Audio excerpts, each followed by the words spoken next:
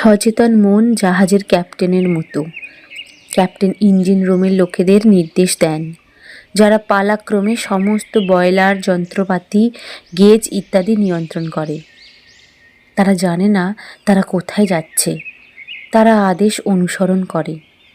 উপরে বসা ওই লোকটি যদি তার কম্পাস, সেক্সট্যান্ট বা অন্য কোনো যন্ত্রপাতির তথ্য অনুযায়ী তাদের কোনো ভুল নির্দেশ প্রেরণ করে, তবে তারা পাথরে গিয়েও ধাক্কা খেতে পারেন। ইঞ্জিন রুমের লোকেরা তাকে মান্য করেন, কারণ তিনি দায়িত্বে রয়েছেন। তিনি যা নির্দেশ দেবেন তা মান্য করতেই হবে। জাহাজের কর্মচারীরা ক্যাপ্টেনকে ফিরে কিছু বলে না, তারা শুধু আদেশ পালন করে।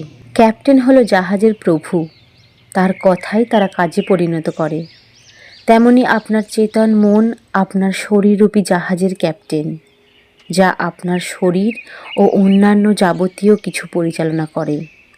আপনার অবচেতন মন সেই আদেশগুলি প্রেরণ করে, যেগুলি আপনার চেতন মন বিশ্বাস করে এবং সত্য বলে গ্রহণ করে।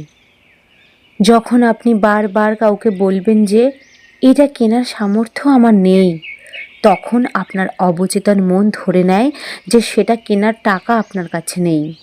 আপনি যখন বলবেন যে আমি গাড়ি কিনতে পারবো না, ইউরোপ ভ্রমণে যেতে পারবো না, বা ওই বাড়িটা কিনতে পারবো না, তাহলে আপনি ধরে নিন যে আপনার অবচেতন মন এটাকে আদেশ হিসাবে ধরে নেবে এবং আপনি এগুলো ছাড়াই জীবন কাটিয়ে দেবেন। গত খ্রিস্টমাস ইভে এক সুদর্শনা বিশ্ববিদ্যালয় ছাত্রী একটি স্টোরের জানালায় একটি খুবই আকর্ষণীয় ও দামি ট্রাভেলিং ব্যাগ দেখতে পেল। মেয়েটি ছুটিতে নিউ ইয়র্কের বুফালোতে বাড়ি ফিরছিল। যখনই সে বলতে গেল যে আমি এটা কিনতে পারবো না, তখনই তার মনে পড়ল আমার একটি বক্তৃতায় সে শুনেছিল, কখনোই নেতিবাচক কথা দিয়ে কথা শেষ করবে না, তৎক্ষণাৎ তাকে উল্টে দেবে আর বিস্ময়কর ফল পাবে। সে বলল, ওই ব্যাগটি আমার, এটা বিক্রির জন্য রাখা হয়েছে। আমার অবচেতন মন দেখছে যে আমি সেটা গ্রহণ করছি। দেখা গেল খ্রিস্টমাস ইভেই 8টার সময় তার প্রেমাস্পদ তাকে ঠিক ওই একই রকমের একটি ব্যাগ উপহার দিল, যেটা সে ওই দিনই সকাল 10টায় দেখেছিল এবং মানসিকভাবে চিহ্নিত করে রেখেছিল।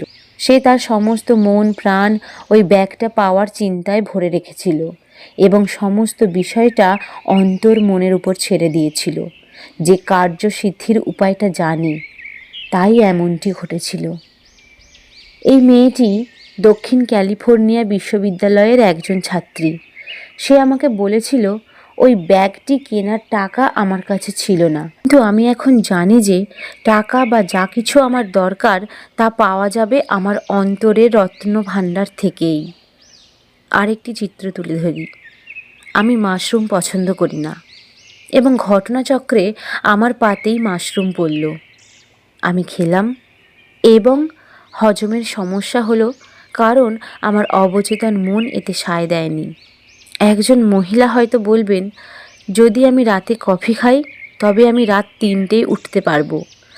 তাই যখনই তিনি কফি খাবেন, তার অবচেতন মন তাকে ঠেলা দিয়ে যেন বলে, তোমার মনিব চায় তুমি রাতে জেগে থাকো। আপনার অবচেতন মন 24 ঘন্টা কাজ করে চলেছে, আর আপনি যা চিন্তা করছেন তার ফলগুলি আপনার ঝুড়িতে ভরে দিচ্ছে।